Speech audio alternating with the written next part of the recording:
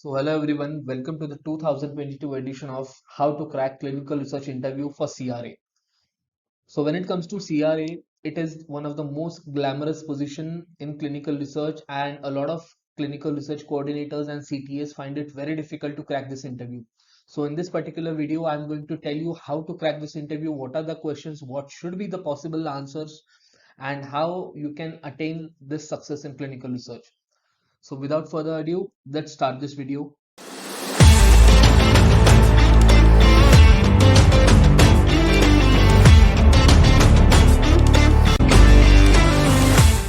So before directly going to the interview, we'll see what exactly a clinical research associate, or more frequently called as a study monitor, is. Okay, so a CRA or a clinical research associate is also called as study monitor or trial monitor. He's a healthcare professional who performs many activities, including the medical research part of it as well as the administration of the clinical trial. Okay, and this particular role of a CRA, he acts or she acts as a bridge between the study sponsor and the investigator.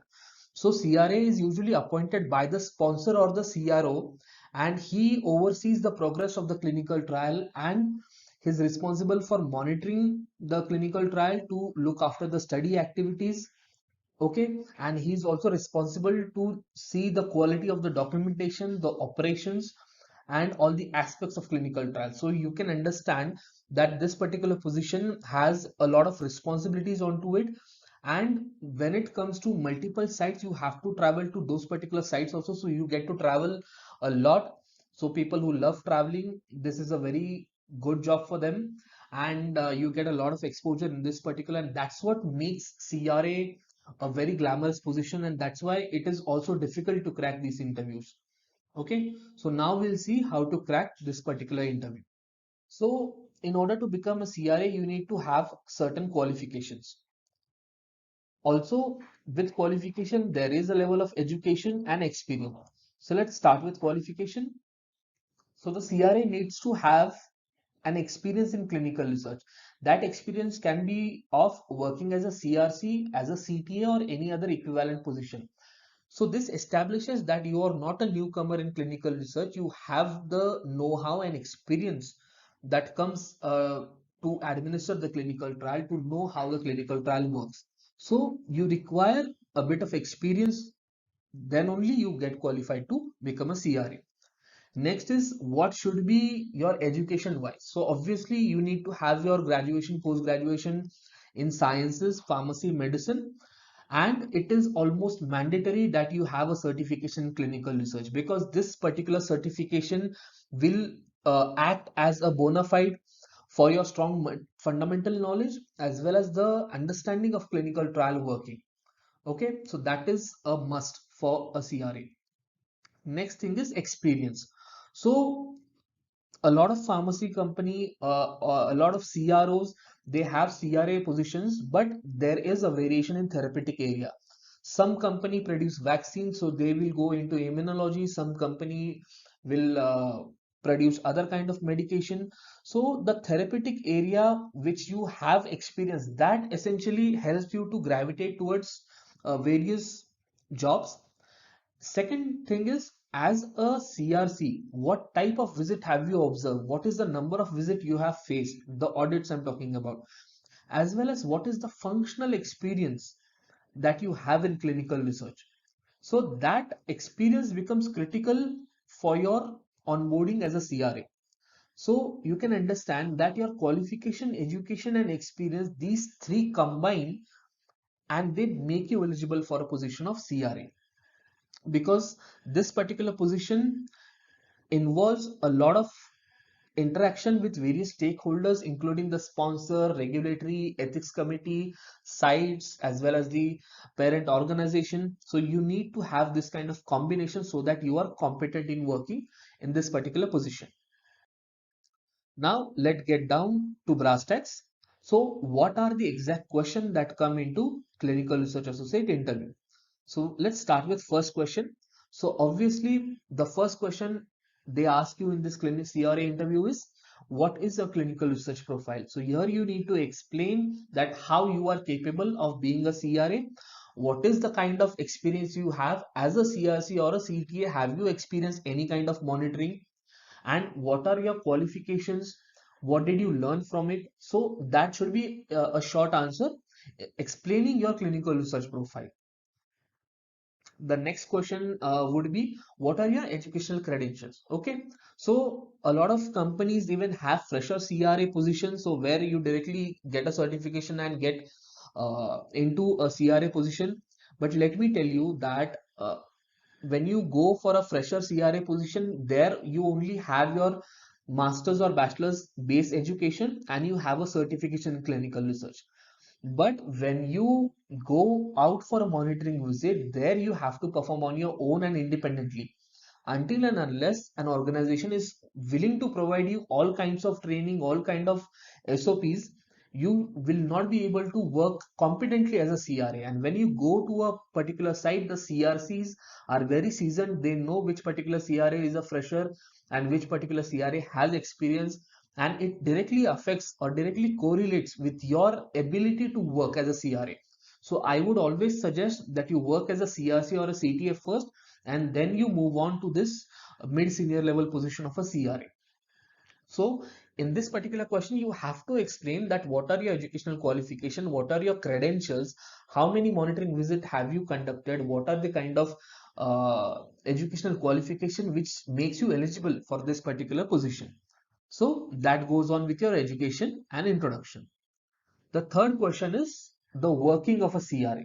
See, that is why I am telling you that fresher CRA position should be avoided, because they will directly ask you the third question, that what have you worked as a CRA or a CRC?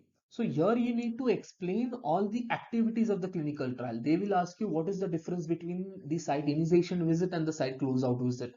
What are the activities or the checklist do you think that should apply for a CRA visit?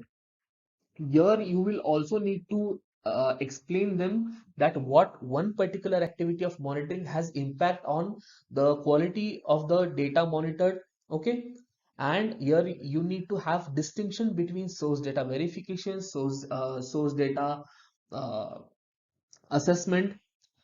Okay, so these CRA working you should be able to explain, and that clearly tells you that what kind of impact you are going to have as a CRA, what kind of skills do you possess. Okay, so you need to work on that. The next question is the functional question. Now this is one of the most critical part. I wouldn't say this is one question, but this is one of the most critical part of a clinical research associate interview. So they will ask you about how a trial is conducted. You need to explain right from the phase of the trial to therapeutic area to the protocol requirements. Okay, there you also might get questions on SOP. What were the standard operating procedures in your previous company? How did you work according to it? Were there any challenges as to the SOP? Did you suggest any revision? There will also be questions on regulatory submission. So when you start a particular site, you don't directly give them approval and then start recruitment. You need to get the ethics committee approval. You need to get the CDSCO regulatory approval. So in that site regulatory package, what are the contents? You need to clearly enlist. When it comes to regulatory submission, then what documents go into regulatory submission? How does the CDSCO approval look, or how does the EC approval look? That you need to clearly explain. Next thing is, and this is the most important part of a CRA working, is the query management.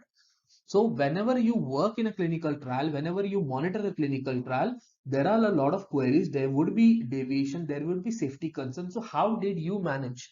They will give you various scenarios where you need to explain that how one particular query was generated, how did you tackle it, how did you resolve it, was that a protocol deviation, was that a protocol violations?